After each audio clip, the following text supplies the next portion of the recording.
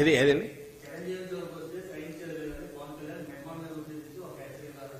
అది నాకు నవ్వు వచ్చింది. నిన్న మీరు ఎవరన్నా వింటే నేనేమన్నా ఎవరన్నా నన్ను వచ్చి చిరంజీవి గారు ఇట్లా అన్నారంటే శుభం మంచిది అన్నా. నేనేమన్నా శుభం మంచిది.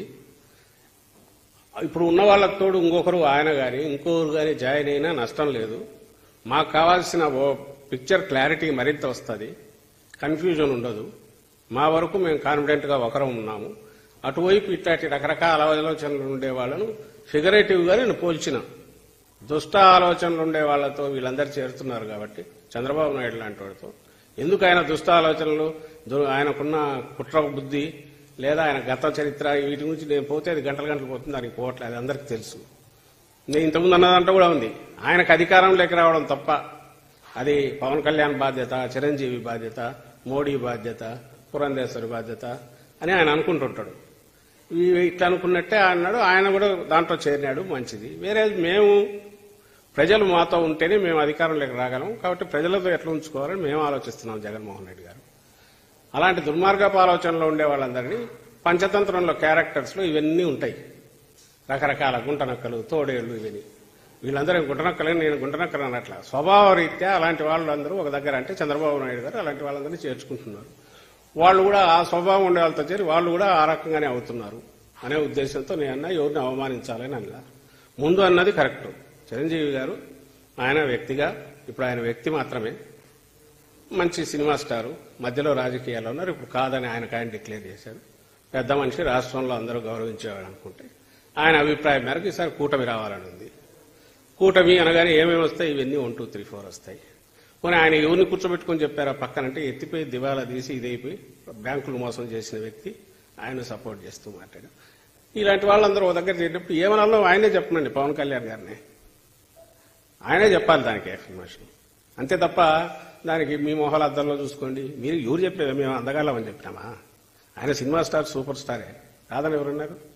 అదే కదా ఆయన బతికించేది. ఈరోజు చంద్రబాబు నాయుడు డిపెండ్ అయింది. అది కాకపోతే పవన్ కళ్యాణ్ దగ్గరికి రానిచ్చేవాడా? లేదా ఆయన కావాల్సిన తీర్చి అంత ఆ డిమాండ్ తీర్చి ఆయన నెత్తిన పెట్టుకుని ఎందుకు ఊరెగుతున్నాడు చంద్రబాబు? ఉంది కాబట్టే పవన్ కళ్యాణ్ గారు మీరు రాజకీయాలకు నిజంగా రావాలనుకుంటే ఇది కాదు పద్ధతి. మీకంటే ఒక 2 ఏళ్ల ముందు మొదలు పెట్టిండొచ్చు. మన జగన్మోహన్ రెడ్డి గారు ప్రూవ్ చేసుకున్నారు. This is the way. మీకు బేస్ ఉంది, కోర్ ఉంది. దాని మీద మీరు అప్పటి నుంచి మొదలుపెట్టి పార్టీ నిర్మించి ఉంటే బాగానే ఉండేది. ఒక రాజకీయ పార్టీ అంటే ఏం కావాలి? రాష్ట్రంలో ప్రతి చోట దానికి సంబంధించిన ఇన్ఛార్జీలు కావాలి, స్ట్రక్చర్ కావాలి, ఇవి పెట్టుకోవాలి. అవన్నీ పెడితే చంద్రబాబుకి ఎట్లా ఉపయోగపడతాడు? కాబట్టి చంద్రబాబు నాయుడుకి అది ఇష్టం లేదు. అందుకని ఆయన నువ్వు ఇంతవరకు ఉండమన్నాడు. ఆయన ఆగాడు. దాని గురించి అన్నాము. ఆయన ఉండేది చంద్రబాబు నాయుడు కోసం ఉన్నట్టుంది అన్నాం. అందులో తప్పేముంది? సో ఇందులో ఎవరిని అవమానించడానికల్లా మన వ్యవహార శైలిని బట్టే అవతల వాళ్ళు ఎవరైనా కామెంట్స్ చేస్తారు. మేము 4 జీరుతాం, ఒక్క జీరుతామని మేమేమనట్లేదే. ఆయన మాటలను బట్టో వాటి మీద మా జరిగిన దీని గురించి రిపోర్టర్లు అడిగితే అన్న మా అంతటా మేము కూడా అనలేదు. మీరు అడిగితే చెప్పిన దానికి రిప్లై అది. దాని గురించి ఆయన రకరకాలుగా మాట్లాడుకుంటే ఆయన స్థాయి తగ్గించుకుంటున్నాడు. అంతకుమించి ఏముంది దాంట్లో?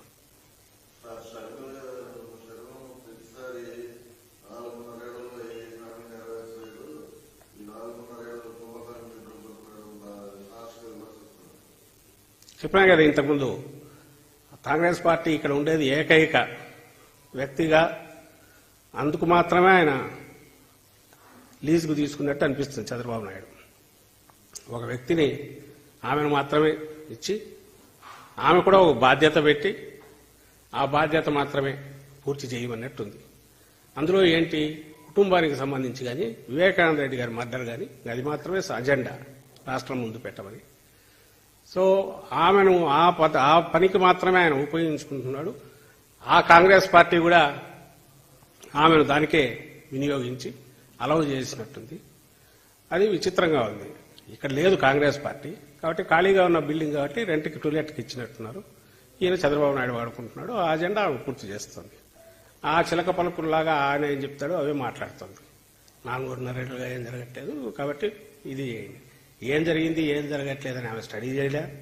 రాత్రి పొద్దున్నే దిగి మొదలు పెట్టారు. అంతకుముందు రోజు వరకు తెలంగాణలో ఉన్నారు.